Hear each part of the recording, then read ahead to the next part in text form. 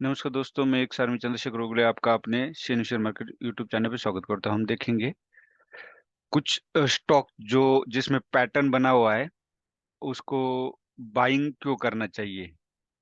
तो उस स्टॉक का हम एनालिसिस करेंगे, टेक्निकल एनालिसिस। कोई बाय सेल का रिकमेंडेशन नहीं, ओनली एजुकेशन पर्पस से।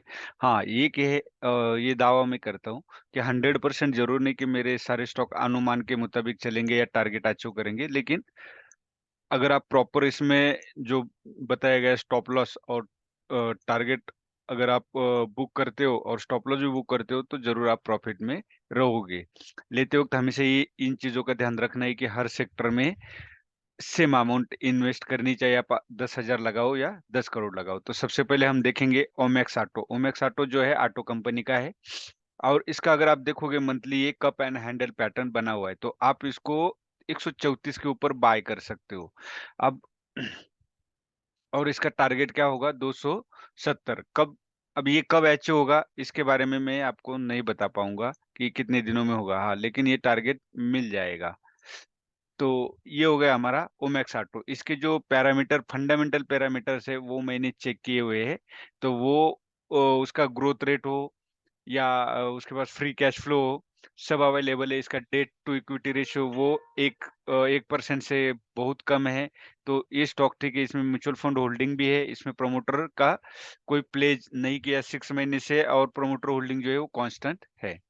तो इसलिए ओमेक्स ऑटो को मैंने सिलेक्ट किया है। इसमें पैटर्न भी बना हुआ है, तो आप इसको बाय कर सकते हैं। सेकंड है दीपक नाइट्रेट।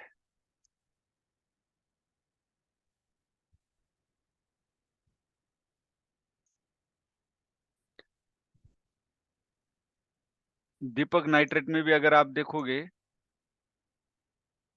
तो same pattern cup and handle बना हुआ है। यहाँ भी आप देखोगे तो आरएसआई जो है वो रेजिस्टेंस के पास ही ट्रेड कर रहा है। तो और यह सपोर्ट भी लिया हुआ है। वॉल्यूम भी यह थोड़ा सा इंक्रीज हुआ है प्रीवियस वॉल्यूम से। तो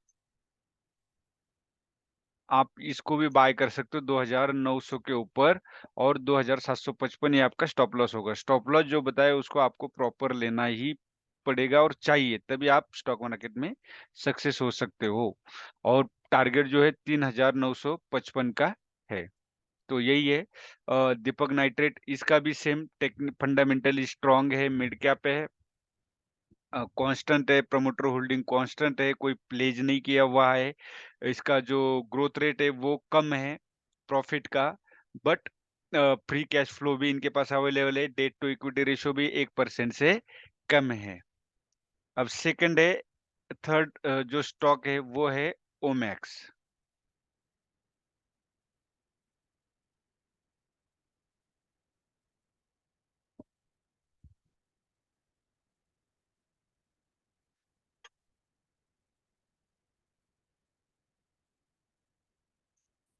तो ये इसमें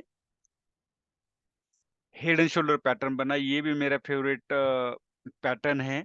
और 132 के ऊपर इसको बाय करना है, 106 के नीचे इसका स्टॉप लॉस है। और ये जो आरएसआई आप देख सकते हो सपोर्ट पे, और ये ब्रेकआउट के बाद प्रॉपर जो रिटेस्ट किया है, तो आप यहाँ पे बाय कर सकते हो। और आपका फर्स्ट टारगेट जो होगा वो 178 होगा। लेकिन इसमें फ्री कैश फ्लो, इसका जो प्रॉफिट है वो नेगेटिव चल रहा है। 2-3 क्वार्टर से 2 साल से तकरीबन ये नेगेटिव चल रहा है।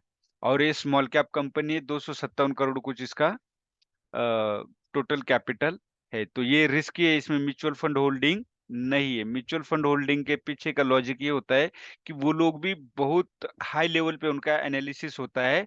तो अगर उनकी होल्डिंग है उसमें, तो समझ लो कंपनी ठीक ही होगी। सिर्फ हमें क्या देखना है कि एंट्री टाइम। तो यहाँ पे मुझे एंट्री ठीक लग रही, लेकिन ये रिस्की है। आप उतनी रिस्क ले, टोटल अमाउंट के आप इन्वेस्टमेंट अमाउंट के 10 या 15% तक रिस्क इसमें ले सकते हो, उससे ज़्यादा नहीं लेना है। तो ये था ओमेक्स। अब उसके बाद एक है ग्रीन प्ले।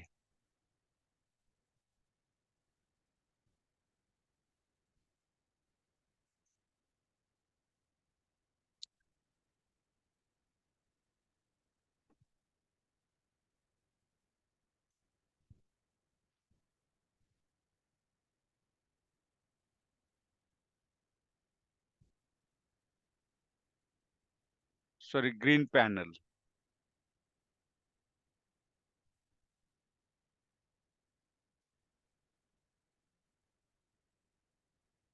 ग्रीन पैनल में भी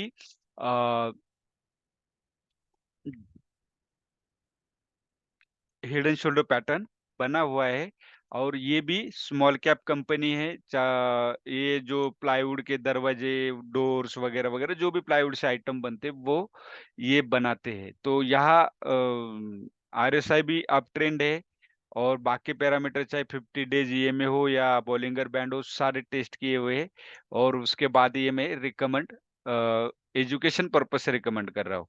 और इसका डेट टू इक्विटी रेशियो कम है, इसका ग्रोथ रेट भी ठीक है, इसका फ्री कैश फ्लो भी इसके पास है। तो यही ग्रीन प्ले है, इसको भी आप कंसीडर कर सकते हैं, लेकिन स्टॉप लॉस का ज़रूर ध्यान रखना है। यही है जो 4 स्टॉक मैंने आपको बताए, इसको आप बाय कर सकते हो, लेकिन अपने रिस्क पे। मैं कोई रिकमेंडेशन नहीं करता हूँ। तो वीडियो अच्छा लगे तो लाइक, शेयर और सब्सक्राइब ज़रूर कीजिए। धन्यवाद। जय हिंद, जय भारत।